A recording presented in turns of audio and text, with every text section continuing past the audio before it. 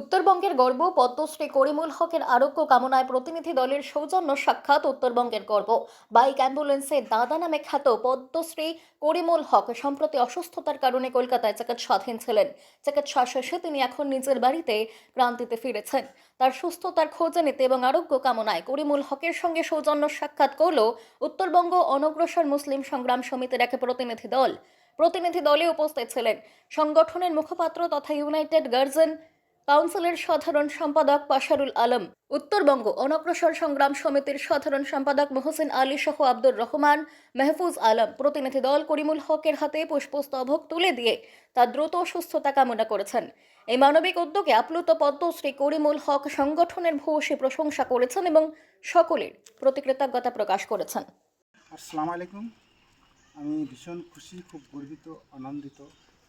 আজকে আমার বাড়িতে উত্তরবঙ্গ অনসরবহ মুসলিম সমাজ থেকে আমাকে দেখতে এসছে এবং যেভাবে আমাকে সে ফুলের তোড়া উত্তরায়ণ দিয়ে ভালোবাসা দিয়েছে, তো আমি চাচ্ছি এই ভালোবাসা সারা ভারতবর্ষের মানুষ, সারা বাংলার মানুষ পাক। আমরা জাতি ধর্ম নির্বিশেষে চলি, প্রত্যেক সংস্থায় চলে। আজকে যে এনারা আসছেন আমার এখানে, আমি এনাদের বিভিন্ন রকম বই পুস্তক আগেও দেখছি বা পড়ছি। এনাদের মধ্যে বই পুস্তকগুলো বিক্রি হয়, হয়তো অনেকেও কিনতে চায় না, আর বই পড়ার অভ্যাসটা অনেকেরই কম আছে। তাই আজকে এনাদের অনেক কাজ এনারা করে, তা আমার বাড়িতে আসাতে আমি অনেকটা অক্সিজেন পেয়েছি। এই জন্য যে কেউ না কেউ আমার বাড়িতে আসছে, আমাকে ভালোবাসা দিয়ে যায়, এই দিক থেকেও অনেক রোগ মুক্ত হয়ে যায় আমার।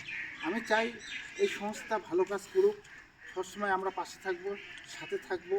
অনুসর্গমান যেগুলো আমরা পিছিয়ে পড়া মুসলিম সমাজ আছে, আমরা যেন এগিয়ে যেতে পারি, এনারা এটা নিয়েই কাজ করে।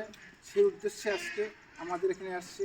জানি না এনারা এখানে আসার পর এনারা কী অনুভব করলো। এনাদেরকে আমি একটু প্রস্তাব রাখছিলাম, আমরা যারা এই এরিয়া দুয়ার্স এরিয়া থাকি, প্রচুর মানে মুসলিম যারা আছে, যারা একটা দারিদ্র সীমার নিচে, তাদেরকে কিছু যদি বুদ্ধি হোক, সমাজ হিসাবে হোক, স্কুল কলেজের হিসাবে হোক, স্টুডেন্ট হিসাবে হোক, তারা যদি একটু এগিয়ে দিতে পারে এই সংস্থা থেকে, তাহলে ভীষণ উপকৃত হবো আমরা। এই বলে আমার বক্তব্য শেষ করছি। নমস্কার। বঙ্গ অনগ্রসর মুসলিম সংগ্রাম সমিতির পক্ষ থেকে এসেছি যে আমরা বিভিন্ন সংবাদ মাধ্যমে দেখেছি যে করিমুল ভাই অসুস্থ। আমরা আমাদের সমিতির পক্ষ থেকে ওনার সুস্থতা কামনা করার জন্য আজকে আমরা সমিতি দেখা করতে এসেছি।